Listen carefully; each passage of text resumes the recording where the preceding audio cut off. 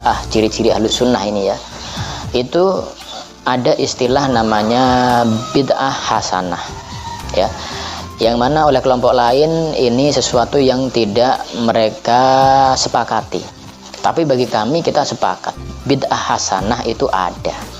Bid'ah hasanah ada, sesuatu yang memang tidak dicontohkan Nabi, tidak diajarkan oleh Nabi, tapi dibuat oleh seseorang, kemudian memiliki satu keistimewaan atau memiliki dalil-dalil baik secara umum maupun secara khusus, maka ini bisa dikatakan bid'ah hasanah.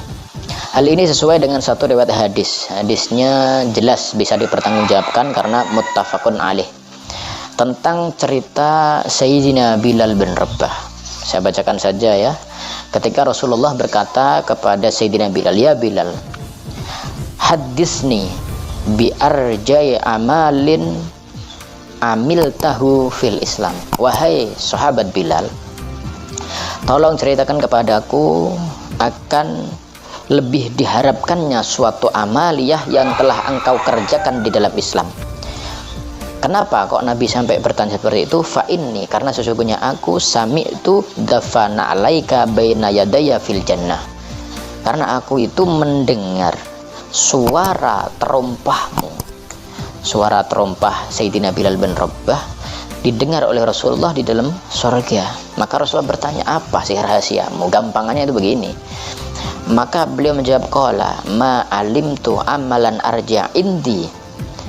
Kanjeng Nabi, saya itu sebenarnya tidak tahu satu amaliyah yang lebih aku harapkan. Tapi ini lam atau tohar tuhuran fi sa'ati lailin aw naharin illa sholaitu bidzalikat tuhur ma kutibali an usalliya. Tidak ada yang lebih aku harapkan, yang aku ketahui hanya saja aku ini ketika setiap kali aku bersuci, baik malam maupun siang, kecuali di situ aku akan sholat ya. Jadi setelah bersuci, setelah wudhu, maka beliau itu selalu sholat di waktu itu ya, selalu sholat dan menentukan waktunya. Artinya itu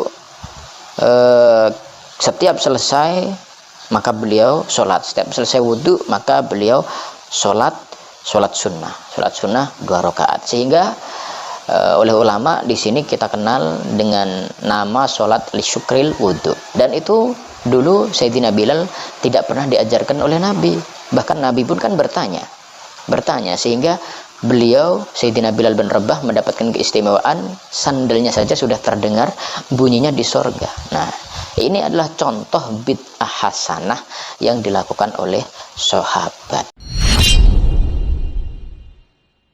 Ya akhi, beda dengan pencari kebenaran dengan pencari ahli hawa dengan ahlul haq. Kata para ulama, ahlul haq itu mencari dalil dulu baru mengamalkan dan meyakini. Sedangkan ahlul hawa itu meyakini dan mengamalkan dulu baru cari-cari pembenaran, cari-cari dalil, dan dia akan berusaha untuk memaksakan dalil sesuai dengan pemahamannya, padahal dalil itu tidak mendukung sama sekali. Contoh diantaranya hadis Bilal tadi, ketika Rasulullah bersabda kepada Bilal, "Ya Bilal, bima sabaqtani ilal jannah." Wahai Bilal, dengan apa engkau mendahului aku ke surga? Kata Bilal, "Wahai Rasulullah, ma ahdatsu hadatsan qat." Tidaklah aku berhadas illa tawadda'tu indah, kecuali aku berwudu wahai Rasulullah, dan aku sholat 2 rakaat. Kata Rasulullah, "Bihima, dengan 2 itu kamu masuk surga." Lalu mereka berkata, "Lihat, Rasulullah aja nggak tahu apa yang diamalkan oleh Bilal.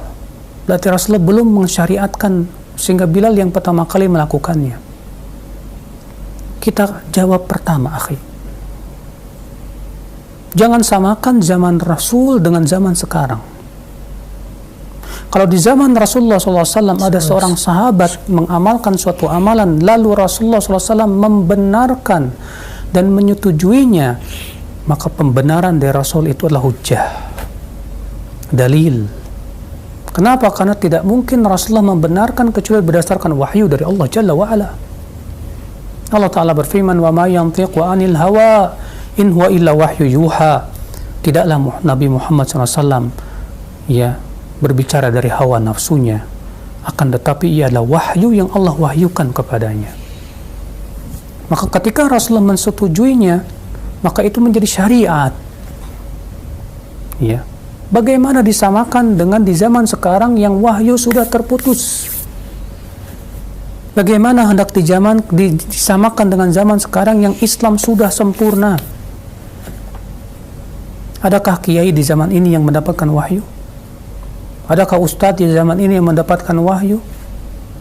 Jibril yang mana yang mendatangi ya ulama di zaman sekarang kemudian dia memberikan wahyu kepadanya? Maka kalau ada orang-orang yang mengaku saya dapat wahyu dari malaikat Jibril, sungguh ia telah kafir, murtad dari agama Islam, karena sama saja dia mengaku nabi setelah Rasulullah SAW wafat. Maka bagaimana hendak disamakan akhi di zaman pensyariatan di mana Rasulullah SAW yang membenarkan dengan di zaman sekarang yang syariat sudah sempurna? Lihat akhi, pendalilan mereka itu sangat cacat sekali. Pengkiasan penyamaan mereka itu sangat aneh sekali. Ya. Terlebih dari mana di situ bahwasanya Bilal yang pertama kali melakukannya? Rasulullah hanya bertanya amal yang mana yang kamu lakukan? Karena Rasulullah tidak tahu yang gaib.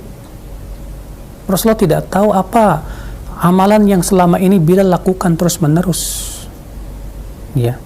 Ternyata Bilal mengatakan, tidaklah aku berhadas kecuali aku berwudu padanya. Sementara sholat wudu sudah diajarkan oleh Rasulullah SAW. Ya, sebagaimana Utsman bin Affan mengatakan, ketika Utsman bin Affan ia mencontohkan tentang wudu Rasulullah SAW. Setelah selesai wudu, Utsman bin Affan mengatakan apa? Aku mendengar Rasulullah SAW sabda, siapa yang berwudu man tawaddu'a nahwa wudu'i hadza. Siapa yang berwudu seperti wuduku ini, kemudian ia sholat 2 rakaat, la yuhaddits fihi ma nafsahu, dan dia tidak membicarakan urusan dunia dalam sholatnya, kecuali akan diampuni dosa-dosa yang telah lalu. Iya. Dan para sahabat pun membawakan hadis-hadis tentang sholat setelah wudu ini.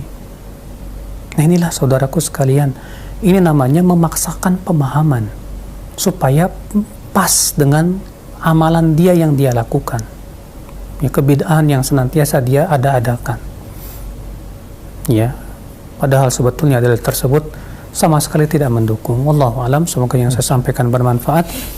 Subhanakallah bihamdika asyhadu an la ilaha illa anta astaghfiruka wa atubu ilaik. Wassalamualaikum warahmatullahi wabarakatuh.